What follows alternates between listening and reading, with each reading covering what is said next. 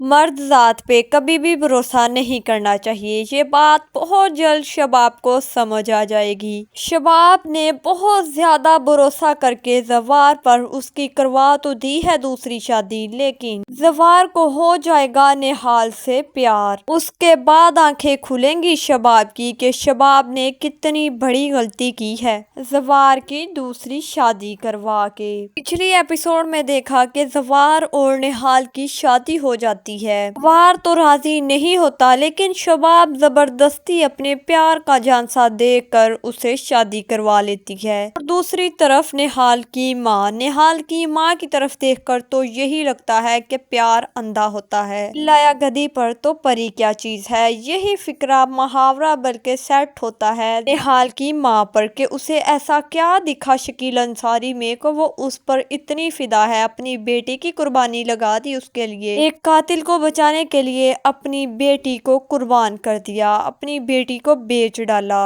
اور وہیں جب نہال گھر سے رخصت ہوتی ہے تو اس کی ماں کہتی ہے یہ میں نے تمہارے لیے کچھ جہیز اکٹھا کیا ہے، تم ساتھ لے کر جانا، لیکن نہال منع کر دیتی ہے۔ وہیں شباب کو بھی بہت زیادہ دکھ ہو رہا ہوتا ہے کہ اس کے ہسبینڈ کی دوسری شادی ہو چکی ہے، اور وہ وہیں اس سے پوچھ رہی ہوتی ہے کہ کیا تم بدل تو نہیں جاؤ گے، تم ہمیشہ مجھ سے ایسے ہی پیار کرو گے۔ وہیں زوار کہتا ہے کہ تم نے اپنی مرضی سے شادی کروائی ہے میری۔ نہال جب گھر آتی ہے تو اسے حنین شاہ کے سپنے آنے شروع ہو جاتے ہیں کہ اس کے ساتھ شادی ہو چکی ہے، اور دونوں بہت ہی کیوٹ لگ رہے ہوتے ہیں۔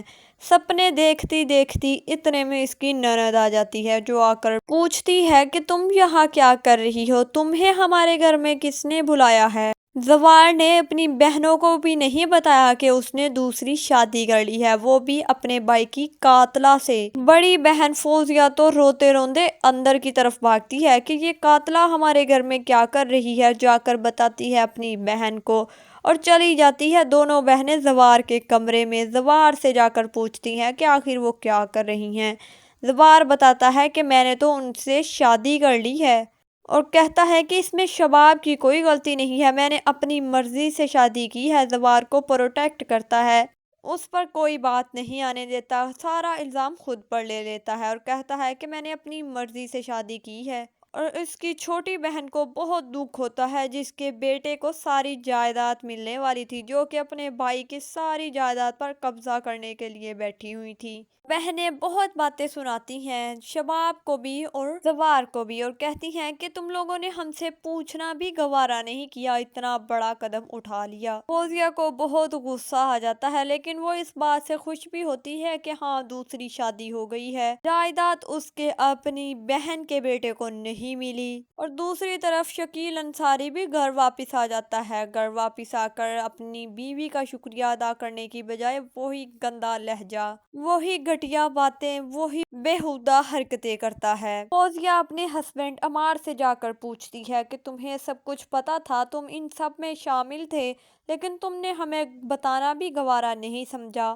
عمار کہتا ہے میری تم لوگوں کو پتا ہے کہاں چلتی ہے شباب اور زوار کے آگے۔ وہیں یہ بول بھی رہے ہوتے ہیں کہ یہ سب کچھ شباب نے ہی کروایا ہے۔ فوزیہ کہتی ہے شباب کون سا اس کے ساتھ اچھا سلوک کرے گی، اسے ملازموں کی طرح ہی ٹریٹ کرے گی۔ اور وہیں زوار اور شباب تو بچے کی ایسے باتیں کر رہے ہوتے ہیں جیسے 2 دن میں بچہ ہو جائے گا اور سارا کچھ ختم ہو جائے گا، 2 دن کی ہی تو بات ہے۔ شباب زوار سے کہتی ہے کہ آج رات سے تم اس کے ساتھ سویا کرو گے، تم وہاں چلے جاؤ گے، آج میری بات خاموشی سے سن لو، کوئی آگے سے جواب مت دینا۔ اور وہ اسے سمجھاتی ہے اور کہتی ہے کہ مجھے نہیں پتا تھا کبھی ہمارے درمیان اتنی دوریاں آ جائیں گی۔ زوار کو کہتی ہے کہ تم چلے جاؤ۔ زوار چلا تو جاتا ہے، لیکن وہاں جا کر کافی باتیں سناتا ہے نہال کو، اور کافی دھمکیاں دیتا ہے کہ اپنے آپ کو کبھی میری بیوی مت سمجھنا، یہ غلطی مت کرنا، تم ایک نوکرانی ہو اور قاتلہ کی بیٹی ہو،